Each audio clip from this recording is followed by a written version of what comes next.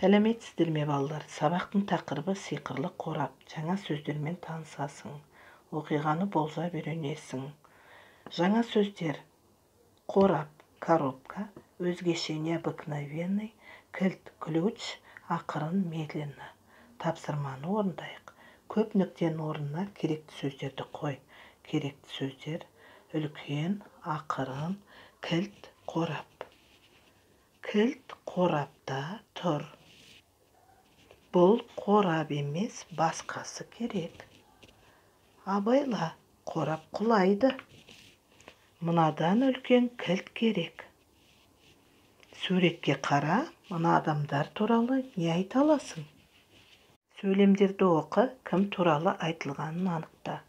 Ол кітап оқығанды жақсы көреді. Ол футбол ойнағанды жақсы көреді.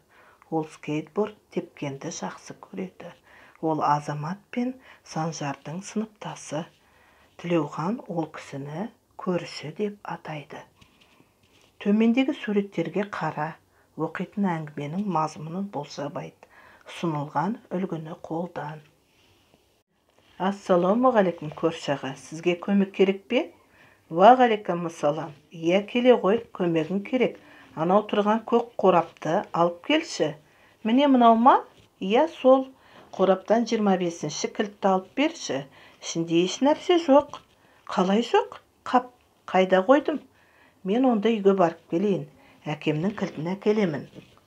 Сәлем, сәлем. Қайдан келесің? Үйден кілт алып келемін. Көрші ағай сұрап жатыр. Біз де бірге барайық. Мен тағы көмекшілер етіп келдім. Қош келдіңдер. Бос жүрмесеңдер, мына жерді жинауға көмектесіңдер. Жақсы, тек заттарды ақырын қозғаңдар. Азамат, мынау не болды екен? Пішіні өзгеше. Ашып көрейік. Не болды? Не болып жатыр? Абайла, қорапты ашпаңдар. Сұрақтарға жауап берейік. Тілеуханның көршісінің аты кім? Тілеуханның көршісінің аты Талғат. Санжар мен Азамат кімнің достары? Санжар мен Азамат Тілеуханның достары. Қорапта кім ашты? Қорапты Азамат ашты. Әрі қарай оқиға қалай жалғасады? Болжап көріңдер.